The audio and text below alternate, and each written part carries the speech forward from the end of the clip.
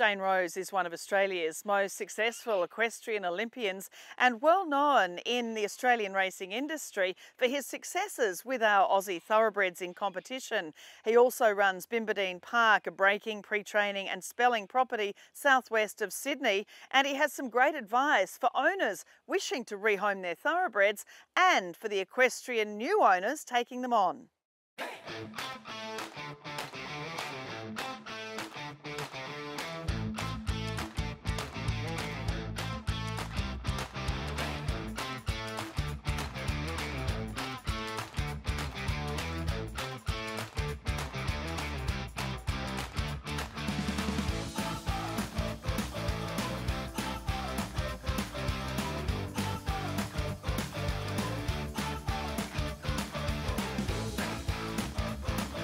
I've been fortunate to work with amazing horses like Racing to Win and Streamer, I think 3-year-olds of the year, and more recently Capitalist. She will reign to your Golden Slipper winners, and the Autumn Sun, 5-time Group 1 winner.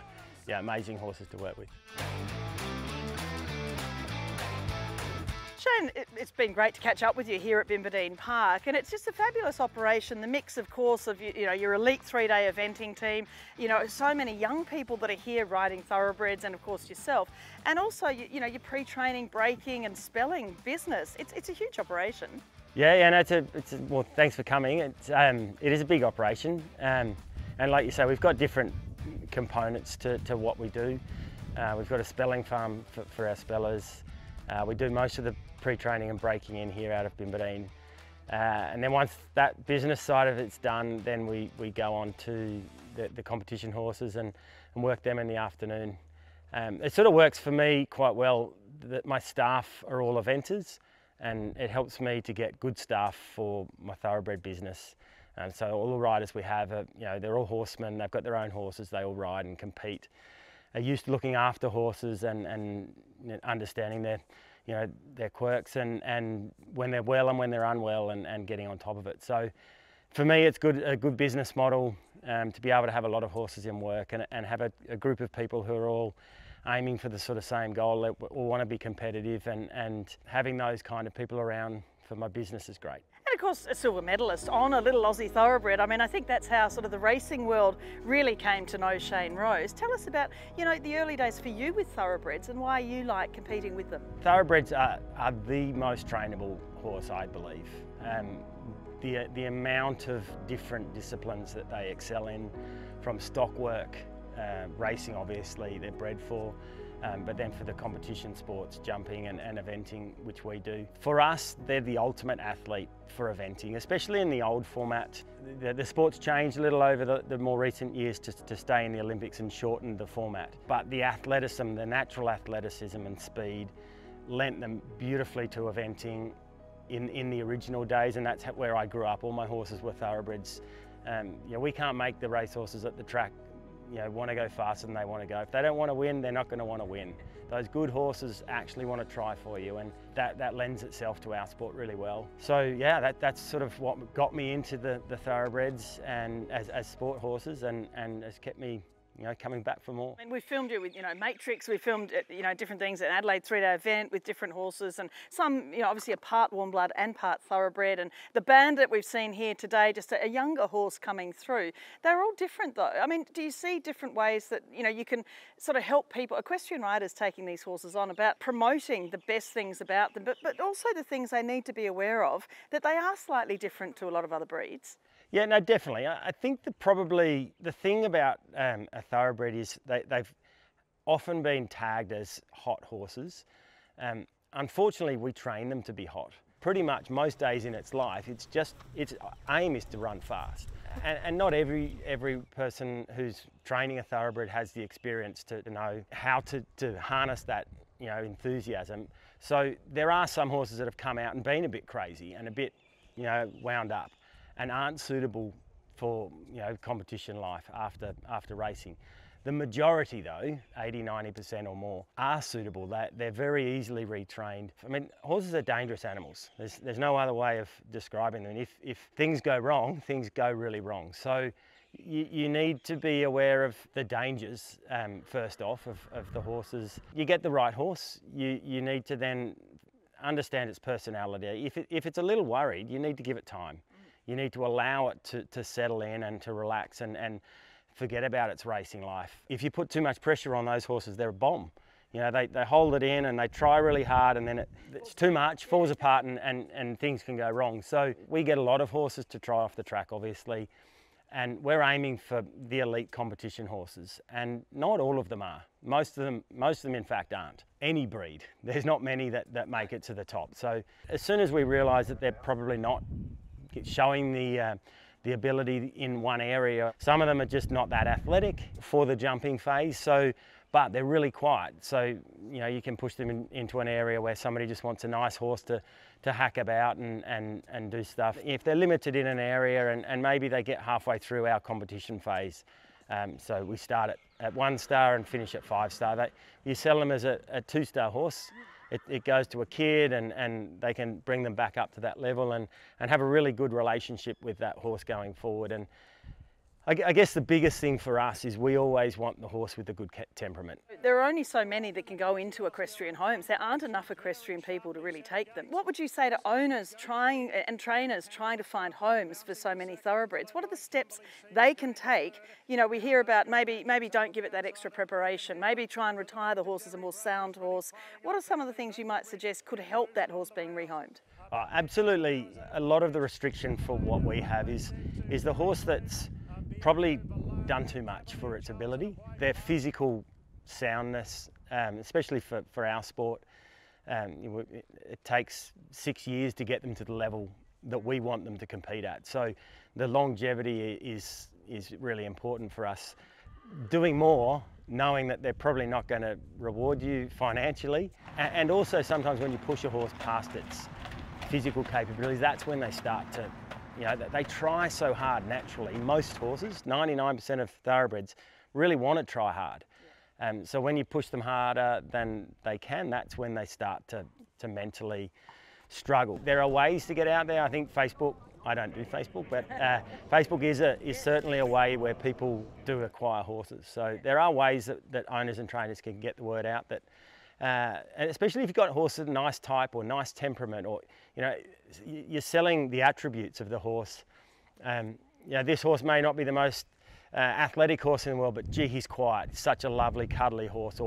So people understand what they're buying, and yeah, I think sell the positives. Sell the positives of the horses, because not everyone wants the same thing. Not everyone wants to go to the Olympics.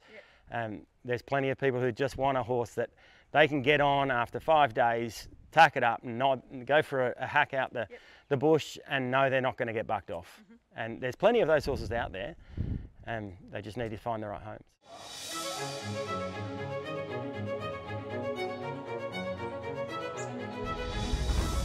Beautifully. Well, he's only got to jump this fence to take the title, and he has. So Shane Rose, barring a few seconds on the clock, he has done it, and he's done it in style.